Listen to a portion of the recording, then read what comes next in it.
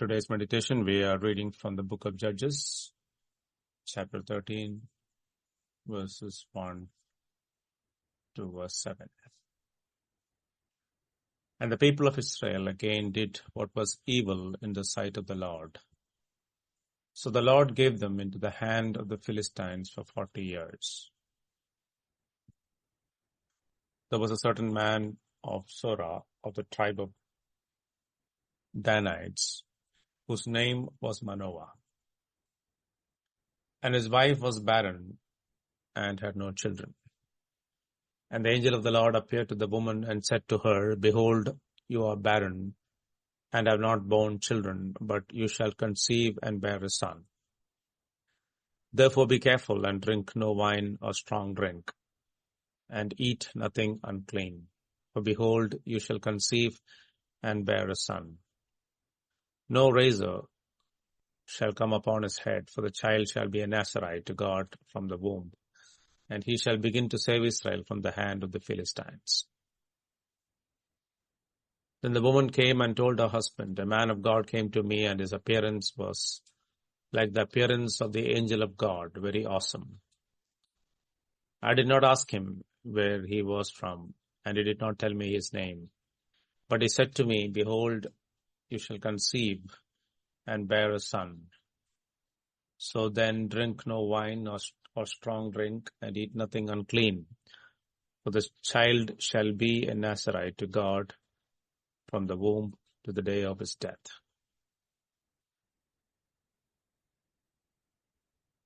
Gideon, when he was called by God, claimed that his clan is the weakest in Manasseh, and he was the least in his father's house. His father's house harbored an idol of Baal and Asherah. His son Abimelech had the disadvantage of being born to a concubine. Jephthah had an even bigger disadvantage of being born to a prostitute and scorned by his family and friends. But here is a man born into a godly family with both parents fearing the Lord. Yet the story of Samson teaches us that being born into a godly family does not necessarily bring spiritual success. One has to be diligent in living out the faith exhibited by our parents on a day-to-day basis. Samson is the last of the judges to be personally described in the book of Judges. He receives the most lengthy and detailed introduction of any of Israel's judges. More attention is devoted to Samson than to any other judge in this book. We would do well to discover why the author felt this lengthy introduction was necessary. In this introduction, we see the spiritual condition of successive generations during the time of Judges. In Judges chapter 2, verse 19, But whenever the judge died, they turned back and were more corrupt than their fathers, going after other gods, serving them and bowing down to them. They did not drop any of their practices or their stubborn ways. This time God gave them into the hands of the Philistines for 40 long years. However, we do not read of the people crying out to God to rescue them. Probably the Philistines were not as cruel or oppressive as the others. Another possibility is that the people of Israel got used to the yoke of the Philistines. However, God does not want his people to live in perpetual slavery. Even in history, God unilaterally intervenes and raises people to fulfill his purposes. We first introduced to Samson's father, Manoah, who comes from the tribe of Dan, and his wife is barren. The angel of the Lord appears to her and informs her that she will conceive and will have a son, and the child shall be a Nazarite to God from the womb. A Nazarite is one separated unto God. From the statement of the angel, we get a glimpse of what God thinks about an unborn baby. From God's perspective, life begins in the womb. Later in his exchange with Delilah, Samson also reiterates the same. In Judges 16, verse 17, he says, A razor has never come upon my head, for I have been a Nazarite to God from my mother's womb. From the statement, it is clear that his parents were meticulous in observing the Nazarite vow regarding their son. They understood that their son was to be a Nazarite to God from the womb to the day of his death. Another thing that the angel mentioned was that he would begin to save Israel from the hand of the Philistines.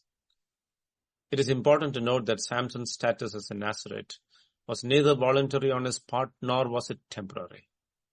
Samson's function as a Nazarite was the call of God. Secondly, the wife of Manoah was required to be a participant in Samson's practice as a Nazarite. As noted before, this is because Samson was a living human being the entire time he was in her womb.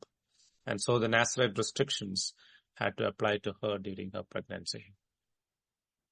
We see from the text that Manoah and his wife were godly people living in an ungodly environment of idolatry and sin. We did not see unbelief in them when the angel told them that they would have a son. Manoah prayed for a second visitation, and God answered his prayer by appearing to his wife a second time. He believed that the promise of a child would be fulfilled, and the reason why he wanted a visitation was to have further instruction regarding the raising of the special child. In verse 12, we read, and Manoah said, now when your words come true, what is to be the child's manner of life and what is his mission? Note that it is not if, but when. Manoah begins by asking the angel what the boy's life, calling, and ministry will be.